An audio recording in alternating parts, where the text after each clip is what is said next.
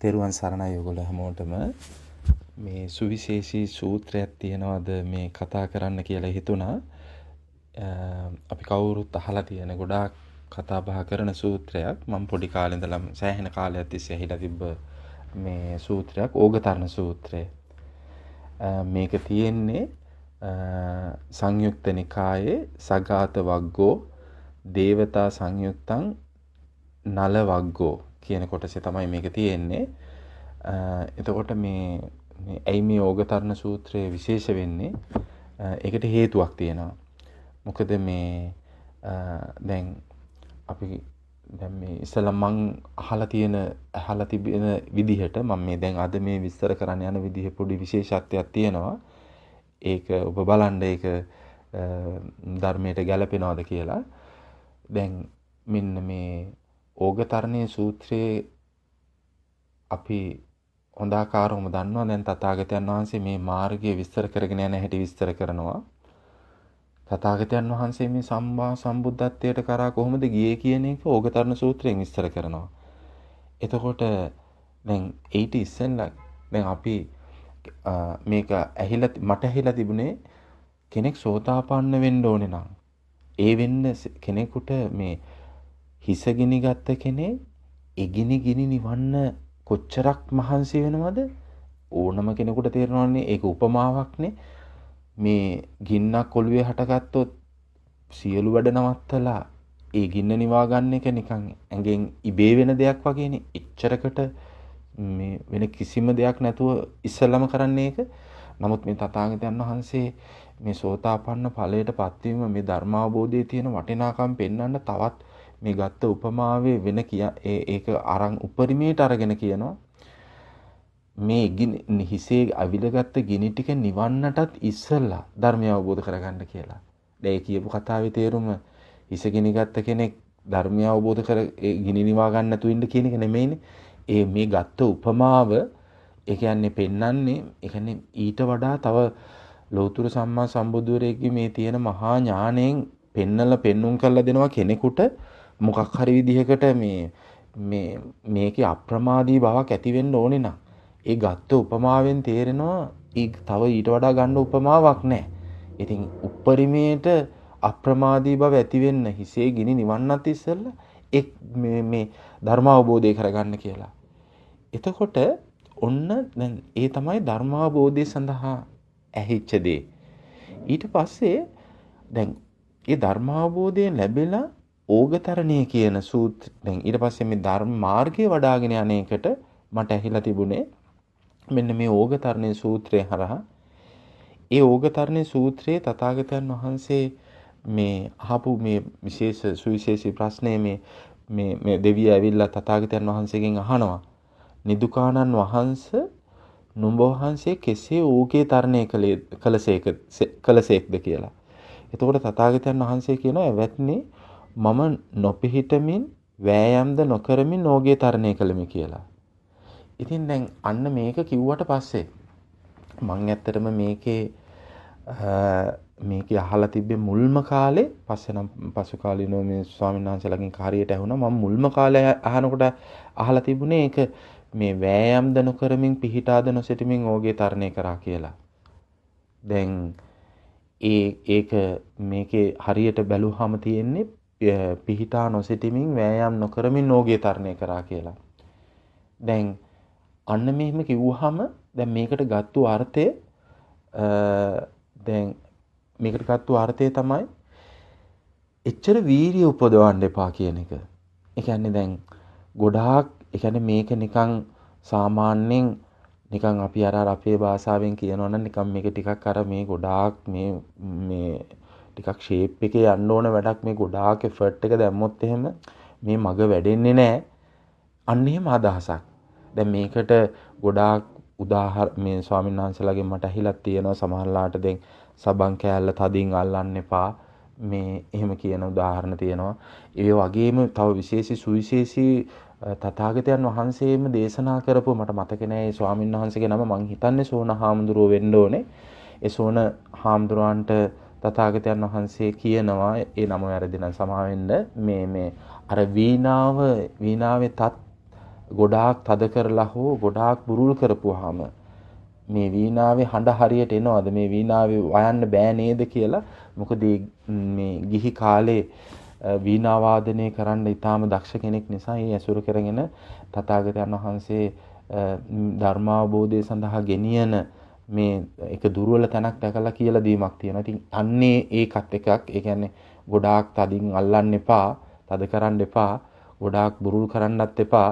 මේක ටිකක් හිමින් අපි යන්න ඕනේ මේ කියන මේ හැඟීමක් තමයි මම මේ කතා කරන්නේ මට තිබ්බ හැඟීම. එතකොට වැඩි වෙහෙසක් නැතුව මේ ධර්මාවබෝධයට නම් වහා මහන්සි වෙන්න. මහන්සි වුණාට පස්සේ නම් ටිකක් මේ නිකන් ස්ලෝ ඩවුන් වෙන්න නිකන් ඒ ගොඩක් මේ මාර්ගය වඩාගෙන යන්න ඕනේ එහෙමයි කියලා. දැන් මෙන්න මේ මම මේ කියපු මේ ඕගතරණ සූත්‍රයේ මේ දෙවියා මේ ප්‍රශ්නේ අහනවා. මේ ප්‍රශ්නේ ඇහුවාම තථාගතයන් වහන්සේ ඒකට පිළිතුරු දෙන්නේ ඇවැත්නි මම නොපිහිටමින් වෑයම්ද නොකරමින් ඕගේ තරණය කළෙමි කියලා. හැබැයි මේ දෙවියා එතනින් ඒක නතර වෙන්නේ නැහැ. මේ දෙවියට මේක තේරුනේ නැති නිසා තථාගතයන් වහන්සේගෙන් නැවත ප්‍රශ්නයක් අහනවා. ඒක අහපු එක තමයි මේකේ තියෙන මේ සූත්‍රයේ තියෙන ඊටාම වැදගත් කොටස. ඒ දෙවිය අහනවා ඔබ වහන්සේ මේ පිහිටා නොසිටමින් වෑයම් නොකරමින් කොහොමද මේ ඕකේ තරණය කරේ කියලා. එතකොට තථාගතයන් වහන්සේ කියනවා දෙවිය මම පිහිටා සිටිනවා එතකොට මාව ගිලෙනවා. පිහිටා සිටිනවා එතකොට මාව ගිලෙනවා. ඒ නිසා මං වෑයම් කරනවා. එතකොට මාව ආයි පාවෙනවා කියලා.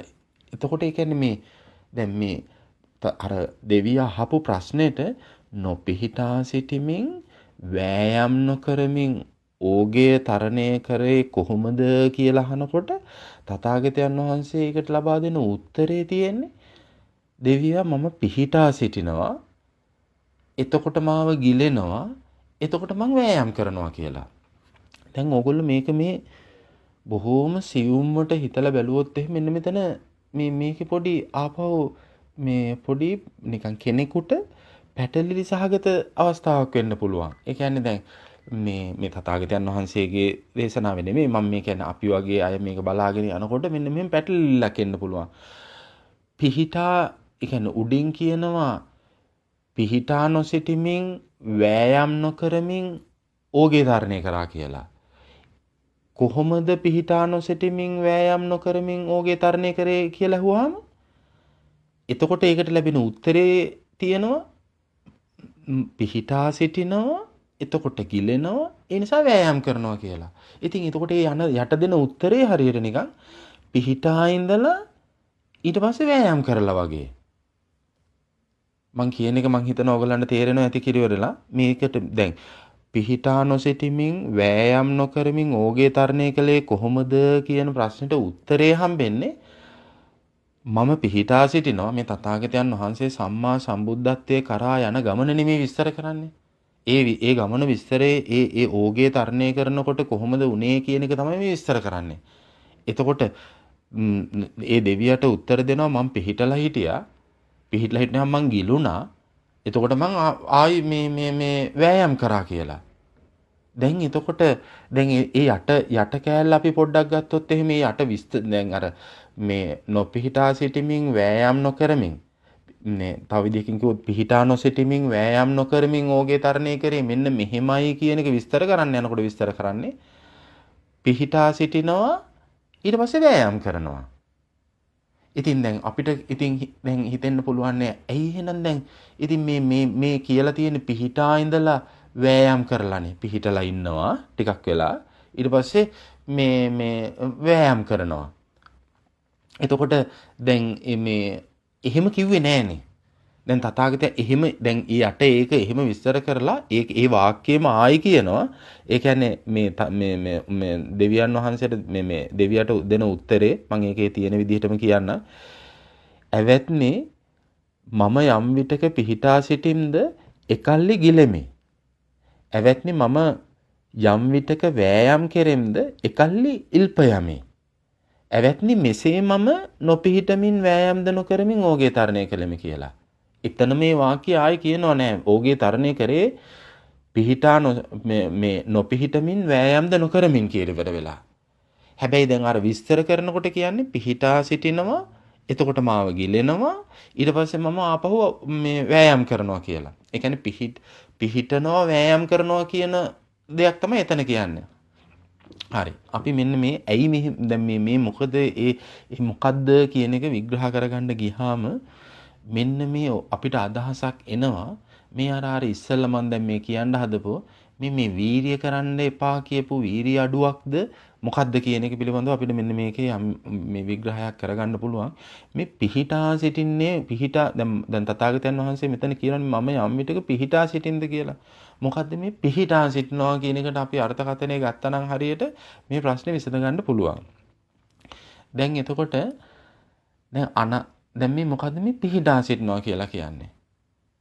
දැන් දැන් තථාගතයන් වහන්සේ අපිට ඊට පස්සේ පිහිටා ඉඳලා වෑයම් කරන්න කියලා කිව්වේ නැහැ. කිව්වේ ඕගේ තරණය කළේ නොපිහිටමින් වෑයම්ද නොකරමින් කියලා. එහෙනම් දැන් මොකද්ද මේ පිහිටා සිටීම කියලා කියන්නේ? ඇයි තථාගතයන් වහන්සේ අපිට දැන් මේ ඒක නිකන් අර පිහිටා නොසිටීමෙන් වෑයම් නොකරමින් කියන එක විස්තර කරේ හරියට නිකන් පිහිටලා ඉඳලා ආයි වෑයම් කරා වගේ කියලා. හැබැයි එහෙම ඒක නෙමේ මේ උත්තරේ හැටියට දුන්නේ. පිහිටා නොසිටීමෙන් වෑයම් නොකරමින් කියලා තමයි උත්තරේ දුන්නේ. හරි. එතකොට දැන් එහෙනම් අපි මෙතනදී මේ පිහිටා සිටින්න එක හිතලා බැලුවොත් මොකද්ද මේ පිහිටා සිටනවා කියලා කියන්නේ? දැන් මේ ප්‍රශ්නේ අපි තේරුම් ගත්තොත් මේ අනන්ත සංසාරේ ඉඳලා ඔබ මම මේ අපි හැමෝම හිටියේ පිහිටලා තමයි.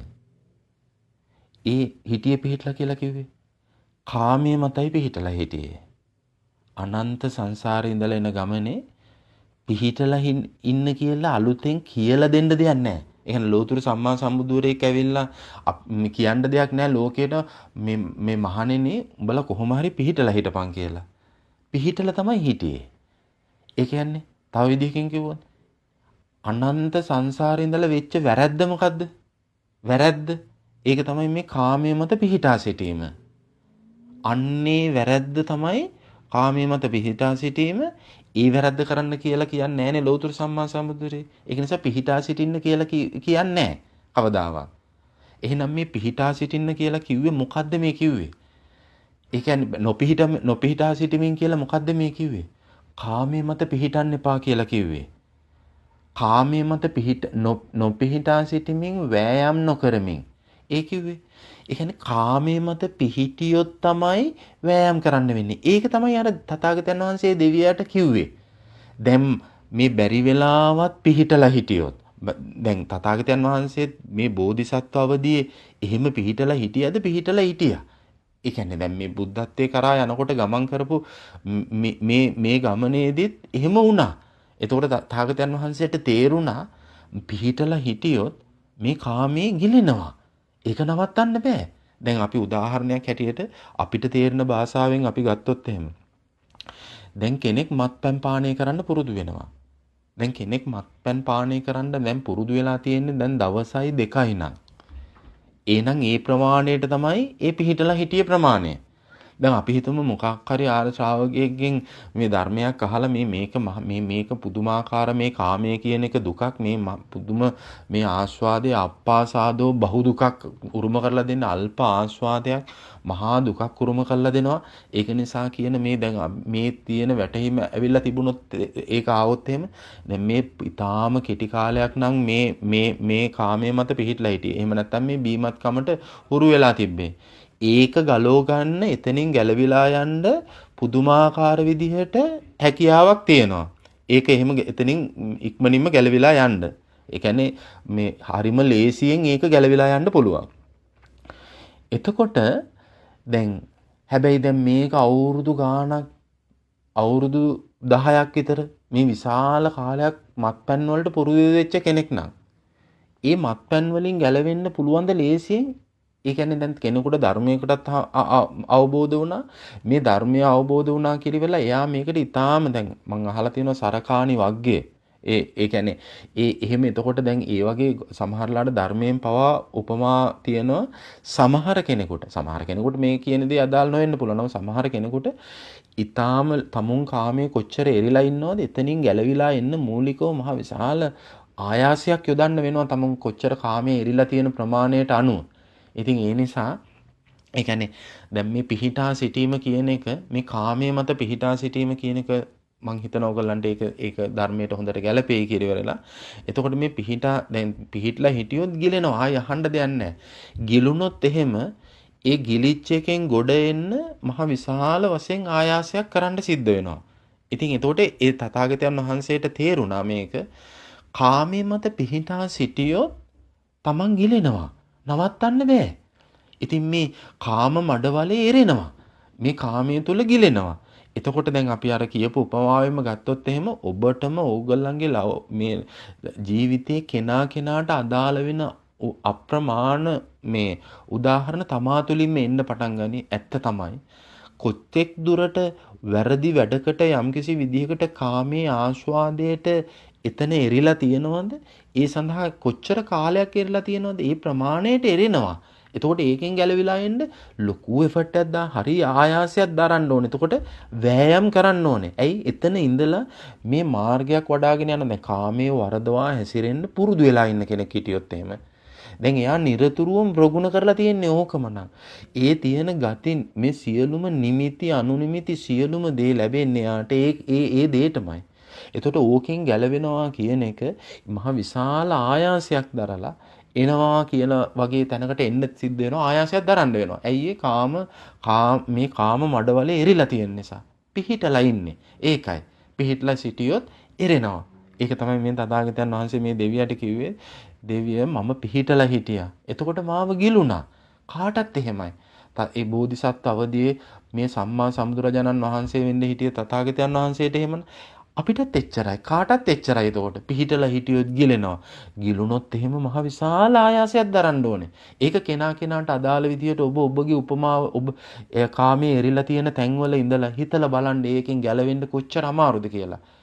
ඊට පස්සේ ඒක දැනගත්තට පස්සේ ඒ කියන්නේ මේ කාමයේ කියන එක උරුම කරලා දෙන්නේ මේ ආස්වාදයේ කාමයේ තෘෂ්ණාව උරුමම කරලා දෙන්නේ දුකක්ම බව තේරුම් ගත්තට පස්සේ. එතකොට මොකද්ද වැටහෙන්නේ?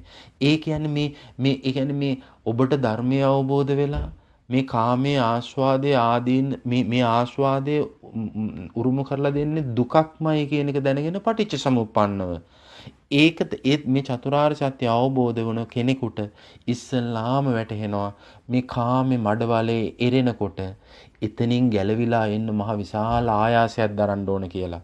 එහෙනම් ඔබට තේරෙන්න පටන් ගන්නවා මේ තථාගතයන් වහන්සේ ඇයි මේ කිව්වේ නොපිහිටමින් එහෙම නැත්නම් පිහිටා නොසිටමින් වෑයම් නොකරමින් නෝගේ තරණය කරා කිව්වේ මොකද්ද මේ කිව්වේ? මේ කිව්වේ මොකද්ද? ඒ කියන්නේ මේ වීරිය කරන්න එපා කියලා එහෙම ඒකද ඒ කිව්වේ? දැන් තථාගතයන් වහන්සේට නම් චතුරංග සමන්නාගත වීරිය අවශ්‍ය වුණා ඒ ලෞතුරු සම්මා සම්බුද්ධත්වයට කරා යන්න. දැන් පසේ බුදු රජාණන් වහන්සේ නමක් වෙන්න ඕනේ නම් එහෙනම් ඊට වඩා යම් ප්‍රමාණයකට අඩුයි. නමුත් සෑහෙන වීරියක් කරන්න වෙනවා පසේ බුදු කෙනෙක් වෙන්න.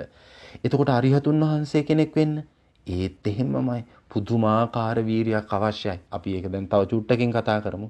පුදුම වීරියක් අවශ්‍යයි ඒ අරිහත් ඵලය සාක්ෂාත් කරගන්න. ඒකට කිව්වේ ගොඩාක් අපි කියන දේවල් 4 wheel දාලා පා ගන්න එපා. මොකද මේ නිවන් මාර්ගය ඒ ධර්මාවබෝධයට තමයි ඒක තියෙන්නේ. ධර්මාවබෝධයෙන් පස්සේ ඔබ ටිකක් හිමින් යන්න ඕනේ, ස්ලෝ ඩවුන් වෙන්න ඕනේ. සබන් කෑල්ල තදින් අල්ලන්න එපා. ඒ කියපු එකද මේ දැන් කිව්වේ? නෑ.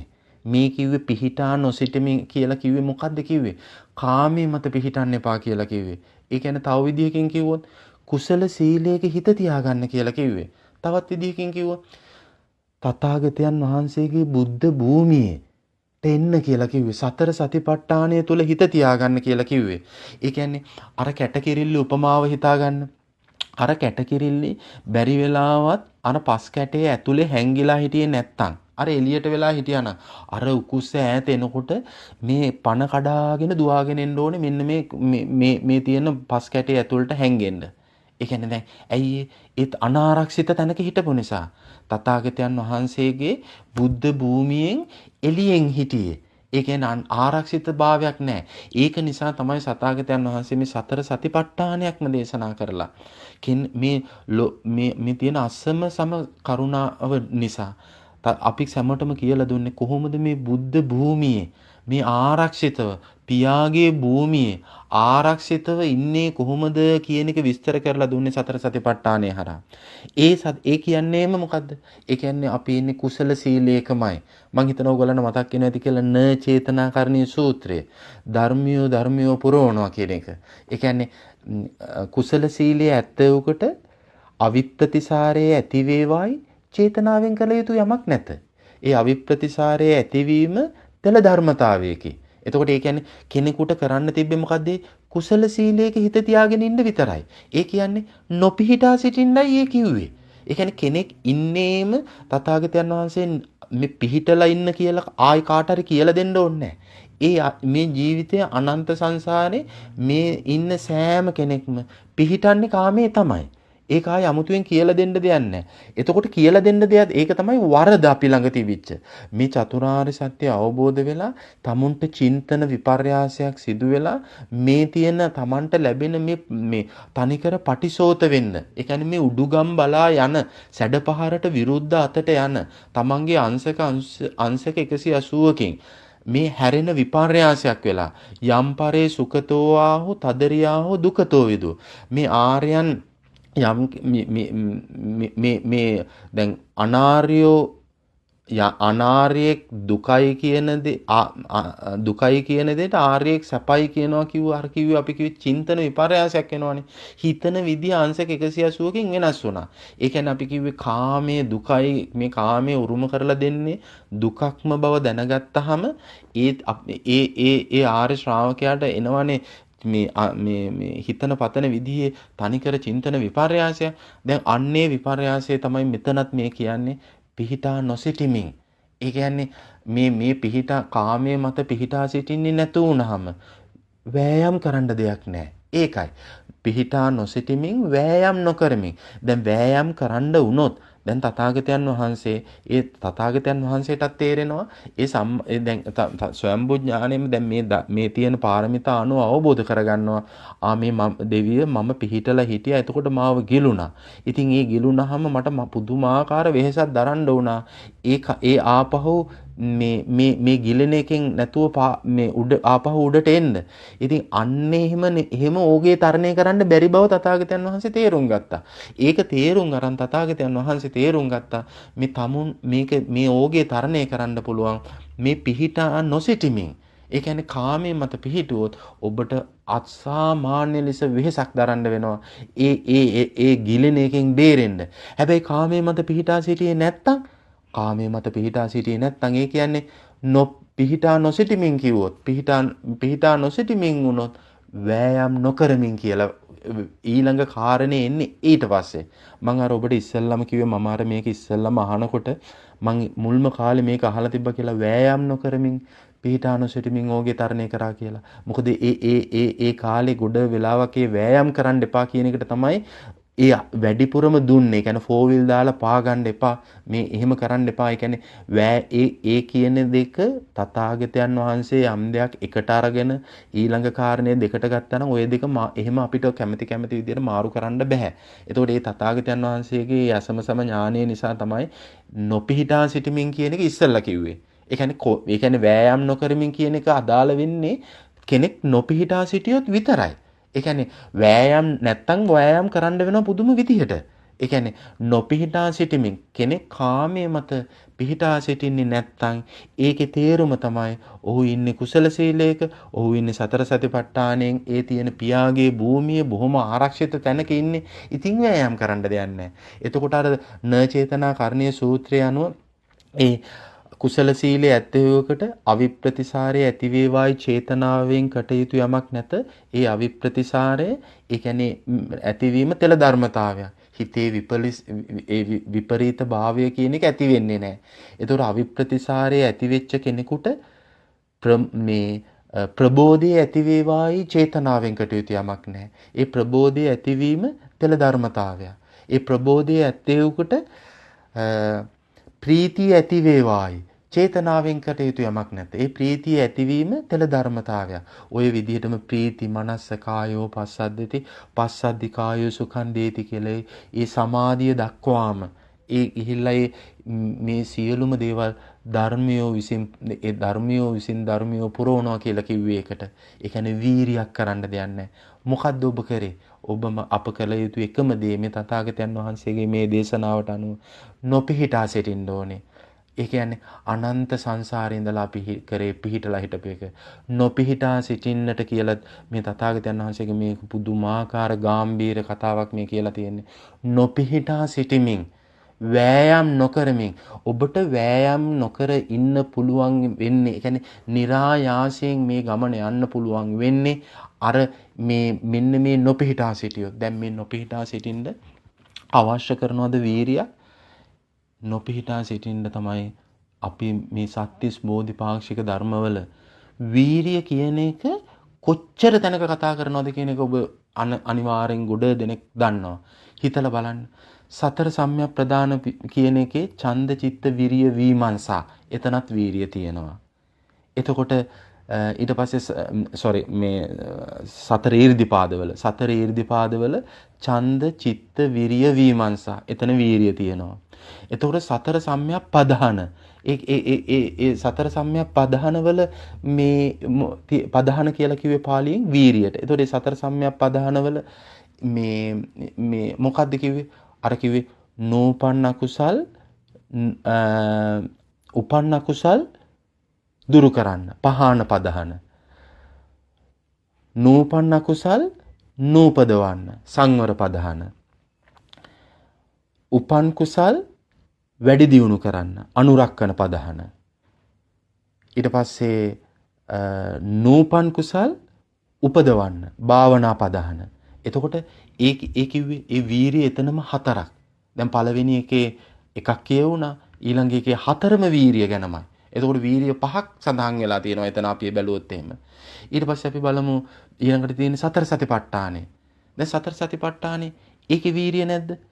දැන් සතර සති කායානුපස්සනාව, වේදනානුපස්සනාව, චිත්තානුපස්සනාව, ධම්මානුපස්සනාවට හැම එකටම පොදු කාරණේ මොකද්ද? තථාගතයන් වහන්සේ කියපු ආතාපි සම්පජානෝ සතිමා විනෙය්‍ය ලෝකේ අභිඥාදෝ මනස. එහෙමනේ ඒක කිව්වේ. ඒ කියන්නේ ආතාපි සම්පජානෝ සති. කෙලස් තවන වීරිය ඇතුව. එතකොට එහෙනම් මේ සතර සතිපට්ඨානේ ඒ කියන කායානුපස්සනාවෙත්, වේදනානුපස්සනාවෙත්, චිත්තානුපස්සනාවෙත්, ධම්මානුපස්සනාවෙත් ඒ හතරේම කැටි වෙලා තියෙන්නේ මොකද්ද? වීරිය. ඔන්න එහෙනම් වීරිය එතන තියෙනවා හතරක්. ඒ කියන්නේ වීරිය ඒ සතර සතිපට්ඨානේ පුරාවටම තියෙන දෙයක්. එතකොට දැන් වීරිය එහෙම බැලුවොත් එහෙම 9ක් කියවුණා. මේ දැන් බැලුවාම පළවෙනි එකේ 1යි, ඊළඟ එකේ 4ම, ඊළඟ එකේ 4ම 9ක් කියවුණා. දැන් එතකොට ඊට පස්සේ මොකද්ද? දැන් ඊට පස්සේ පංච ඉන්ද්‍රිය, පංච බල, ශ්‍රද්ධා, වීරිය, සති, සමාධි, ප්‍රඥා අන්න වීරිය එකෙත් තියෙනවා.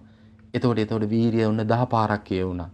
ඊට පස්සේ පංච බල වෙනකොට එතනත් ඒකේ වීරිය බලයක් වෙනවා 11යි. ඊට පස්සේ සප්ත බොජ්ජංග ධර්මවල වීරිය බොජ්ජංගයක් 12යි. ආර්ය අෂ්ටාංගික මාර්ගයේ වීරිය කියන එක පරිවාර ධර්මයක්. එතකොට 13 තැනකදී අපිට මේ ඒ කියන්නේ මේ සත්‍තිස් බෝධිපාක්ෂික ධර්ම මේ 13 ඒ 13 තැන් 13කම වැඩියෙන්ම කතා කරන්නේ මොකද්ද කියලා බැලුවොත් එහෙම වීරිය ගැන. එහෙම තියෙන තැනක තථාගතයන් වහන්සේ ඒ කියන්නේ එතකොට ලෞතුරු සම්මා සම්බුදුරෙක් මේ කරනකොට මේකට විශේෂ නමකුත් ආවා. චතුරංග සමන්නාගත වීරිය කියලා. එතකොට ඒ කියන්නේ මේ වීරිය අවශ්‍ය වෙන්නේ මොකටද? මේ අපිට අවශ්‍ය මේ කියන මෙන්න මේ කියන කාමයේ මත පිහිටා නොසිටින්න කියන එක අතිශය වීරියක් අවශ්‍ය දෙයක්. එතකොට දැන් අපිට ඕගලන්ට දැන් මේ සත්‍තිස් බෝධිපාක්ෂික ධර්ම පුරාවටම ඔයගලන්ට තේරෙන්න ඕනේ මෙන්න මේකේ කොච්චර වීරිය කියන එක අවශ්‍ය වෙනවද. එතකොට මේ කවුරු හරි කෙනෙකුට අපිට මේක අදහසක් ආවොත් එහෙම මේ වීරිය එච්චර අවශ්‍ය නැහැ. වීරිය කරන්න එපා. එච්චර වැඩි එෆර්ට් එකක් දාන්න එපා. 4 wheel දාලා යන්න එපා. නිකන් ඒ නිකන් අර මේ වීරිය අඩාල වෙන අදහසක් ආවොත් එහෙම මොකද එහෙම ඒකේ ඔලුවට එන්නේ ඉස්සල්ලා දාලා තිබ්බේ වෑයම් නොකර මේ කියලානේ. ඒ කියන්නේ ගොඩක් දුර වෑයම් කරොත් නිකන් අර වතුරට වැටිලා ගොඩක් වෑයම් කරොත් එයා ගිලෙනවා කියන එක ඔලුවට එන නිසා. අන්න ඒ කියන්නේ ඒ ඕගේ තරණය කරනකොට මේ ඕගේ තරණය කරන එක මේ තථාගතයන් වහන්සේ කිව්වේ පිහිටා නොසිටීමෙන් කියලා කිව්වේ කාමයේ මත පිහිටන්න එපා කියලා. කාමයේ මත පිහිටන්නේ හිටියේ නැත්තම් තමයි අපිට මෙච්චර විශාල ඕගයක් තරණය කරන්න පුළුවන් වෙන්නේ. ඒක වීරියෙන් මාර පුදුමාකාර එෆර්ට් එකක් දාලා ඒක එහෙම කරන්න බෑ. හැබැයි අර කාමයේ මත පිහිටා නොසිටින්න ඒ සඳහා අති විශාල වීරියක් අවශ්‍යද? ඔව්. ඒක තමයි අර 13 තැනකදී කියවුනේ සත්‍තිස් බෝධිපාක්ෂික ධර්මවල. ඒ කියන්නේ ඔබ මම තුල කොතෙක් දුරට අපිට වීරිය තියනවාද මේ කාමයේ මත පිහිටා නොසිටින්න. එතකොට අපිට මේ ආයාසයකින් තොරව මේ මාර්ගයේ මේ නිවන් මාර්ගයේ ගමන් කරන්න පුළුවන් කියන එකයි ඒකෙන් අදහස් වුනේ. එතකොට ඔබට ප්‍රශ්නයක් එන්න පුළුවන්. එහෙනම් අර සෝන හාමුදුරන්ට මොකද්ද කිව්වේ කියලා. අර වීණාව වැඩි තද කරන්න එපා. ඒ වීණාවේ තත් වැඩි තද කරන්න එපා කිව්වා. බුරුල් කරන්න එපා කියලා කිව්වා. ඒ කිව්වේ ඒ තමයි මේ නිර්වාණ මාර්ගයේ යනකොට අපි අතින් වැරදීම් වෙනවා. ඒ කියන්නේ දැන් අපි දේවල් වැරදියට කරනවා කියලා කියනකොට ඉතින් එතන ඒ වැරදියට කරගෙන යන්නත් එෆර්ට් එකක් දානවා තමයි. දැන් ඒ කරන විදිහේ වැරද්ද පෙන්වලා දෙනවා. මම ඒකට හොඳ උදාහරණයක් කියන්නම්. මේ තියෙන සප්ත බොජ්ජංග ධර්මවල දැන් සප්ත බොජ්ජංග ධර්මවල තථාගතයන් වහන්සේ ඒ සප්ත බොජ්ජංග ධර්මවල මේ ඇසට මේ හරියට ඇවිදින එකට උපමා කරලා තථාගතයන් වහන්සේ කාලයයි අකාලයයි කියලා දුන්නා ඒකේ අපිට. ඒ කියන්නේ මොකද්ද යම් ටිකක් මේ බොජ්ජංග ධර්ම ටිකක් තියෙනවා වඩන්න කාලයක්. ඒක ඒ වඩන්න සුදුසුයි මේ කාලේ.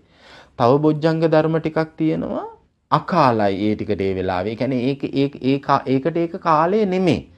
එහෙනම් කාලය අකාලය විස්තර කරපු මේ බොජ්ජංග ධර්ම හතේ ඒක අපි කෙටියෙන් කිව්වොත් සති සම්බොජ්ජං ඒ කියන්නේ තථාගතයන් වහන්සේ ඇවිදින එකට උපමා කරලා.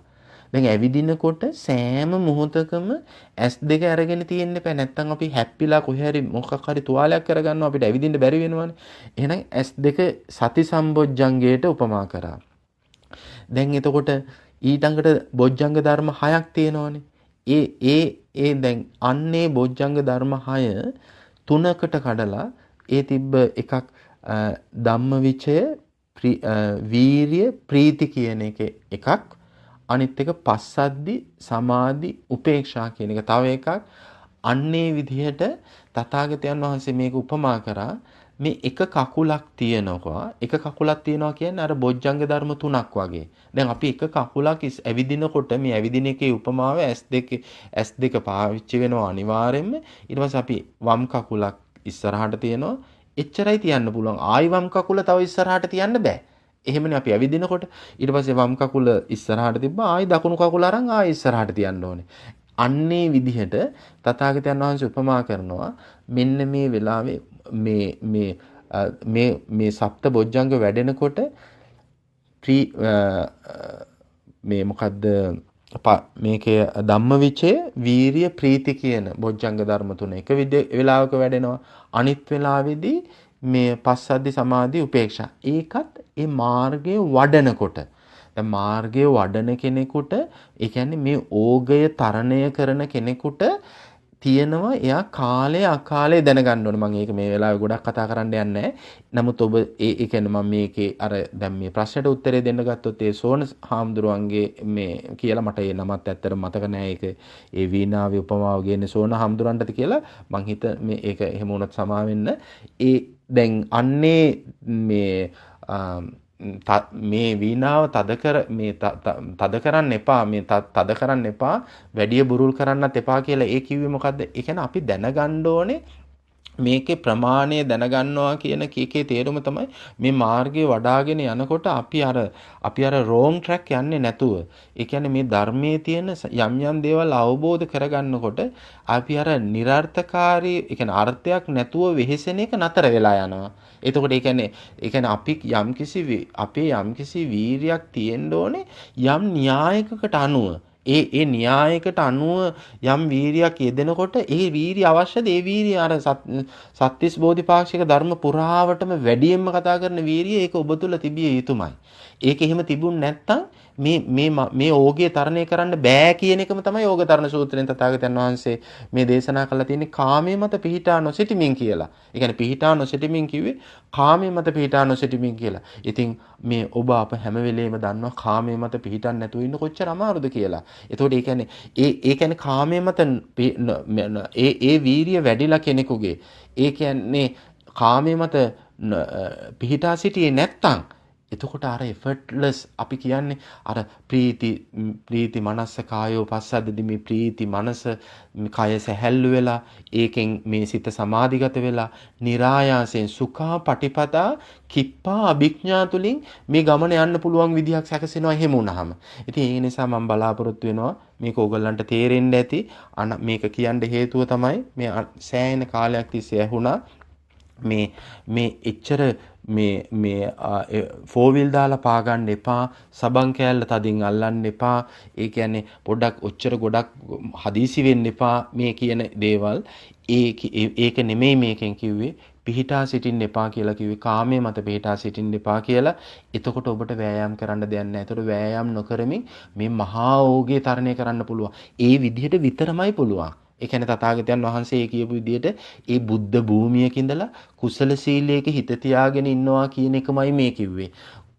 පියාගේ භූමියේ සතර සතිපට්ඨානයේ ඉන්නවා කියන ඒකමයි මේ කිව්වේ. පිහිටා නොසිටමින් ඉන්නකොට ඔබ ආරක්ෂිතයි. ඔබ ඒ සඳහා අවශ්‍ය කරන වීරිය ඔබ තුල නැగిලායි තියෙන්නේ. ඒතකොට අනවශ්‍ය ආයාසයක් වෑයමක් වෙන දෙයක් කරන්න වෙන්නේ නැහැ. ඒක નિરાයාසයෙන් වැඩෙනවා. අර මම මුලින්ම කියපු මේ උදාහරණය හිතා ගන්න. ඔබ කෙනාට කොච්චර දුරට කාමයේ එරිලා තියෙනවද? එතකොට කොච්චර වීරියක්. නමුත් දැන් අපි හිම එරිලා ඉන්නවා නම් එකෙන් ගොඩ එන්න එපා. නැත්තම් අපිට මේ මාර්ගය වඩාගෙන යන්න බැරි වෙනවනේ. ඒක තමයි මේ තථාගතයන් වහන්සේ කිව්වේ. මම කාමයේ පිහිටා සිටියා. ඒ පිහිටා සිටියාම මාව ගිලුණා. ඒතකොට මට ලොකු ආයාසයක් දරන්න උනා කියලා. අන්නේ කියපු ලොකු ආයාසය දරන්න අපි කියන්නේ අන්නේ ඒක නම් තියෙනවා ඇත්තටම කායික මානසික විශාල වෙහසක්. ඒ දැනෙන. නමුත් අර සත්‍තිස් බෝධිපාක්ෂික ධර්මවල කියන ඒ වීරිය කියන එකේ ධර්මානුකූලව ඔබට අවබෝධ වුණොත් එහෙම මේ කාමයේ මත පිහිටා නොසිටීම තුලින් ඒ ආයාසයකින් තොරව යන්න වෑයම් නොකරමින් යන්න පුළුවන් වෙන අවශ්‍ය වෙන වීරිය මොකක්ද කියන එක ඔබ තුළ වැඩෙන්න පටන් ගන්නවා. ඉතින් මම හිතනවා මේක යම් ප්‍රමාණයකට තේරෙන්න ඇති කියලා. හරි ඔබ හැමෝටම තෙරුවන් සරණයි.